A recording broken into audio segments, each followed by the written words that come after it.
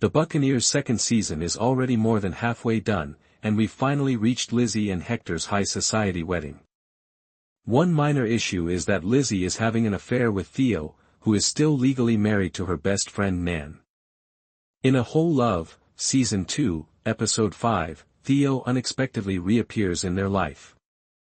Lizzy and Theo are in his private painting studio post-coital, a few days before her wedding. After he invites her to stay for a few days, she tells him that Theo is falling for Lizzy and that she should not marry him. They hear Nan's voice before she can respond, and Lizzy is clearly shaken. However, Nan hasn't come hoping to win her husband back.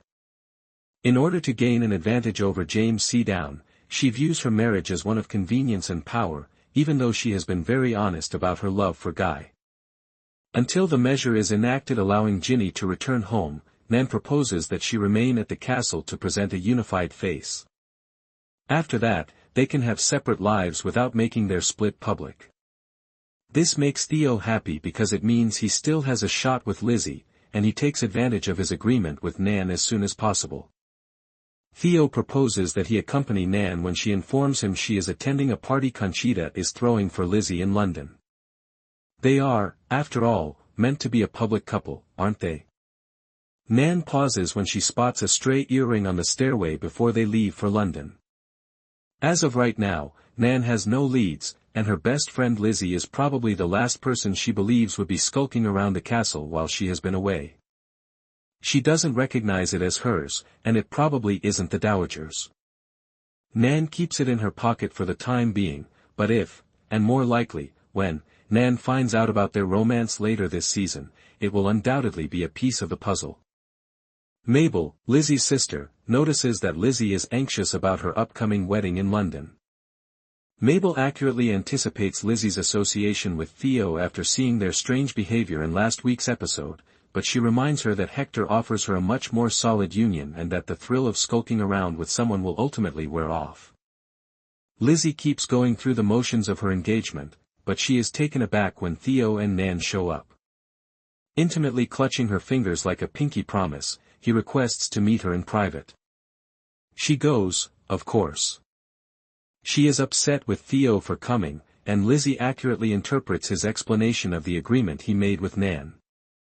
Living with Theo would require her to live in hiding, not be publicly selected, and be a mistress, none of which she desires. Before Lizzy gets married, 4 of the 5 Buccaneers enjoy a final sleepover the night before the wedding. Nan acknowledges that she felt as though she was living someone else's life during her time in Italy with Guy. When the wedding day comes, it appears that Lizzy has made up her mind. She looks solemn in the carriage, but she is in the carriage, seemingly ready to say I do to Hector, but not if Theo has anything to do with it. After moping by the water, a happy couple passing by gives him the motivation to chase after his true love. He arrives sweaty at the church and manages to stop Lizzy, even if only briefly, before she enters.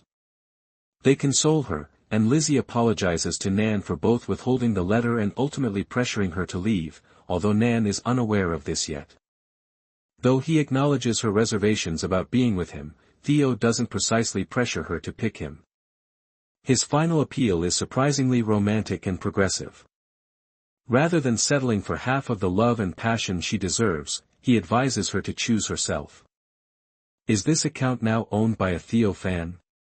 This naturally frightens her, and Lizzy is visibly overwhelmed by what to do next when she returns to the chapel. His father Reed is caught up in his own romantic whirlwind, and Hector is blissfully oblivious to his soon-to-be wife's impending infidelity. Reed's long-lost love, Blanche, sometimes known as the Dowager, shows in as he's putting his son's suit right and gives him a final motivational speech. She informs him that she is relieved of her responsibilities since Nan has returned. She declares that now is their moment, and they eventually share a kiss. At least there's a happy ending for someone.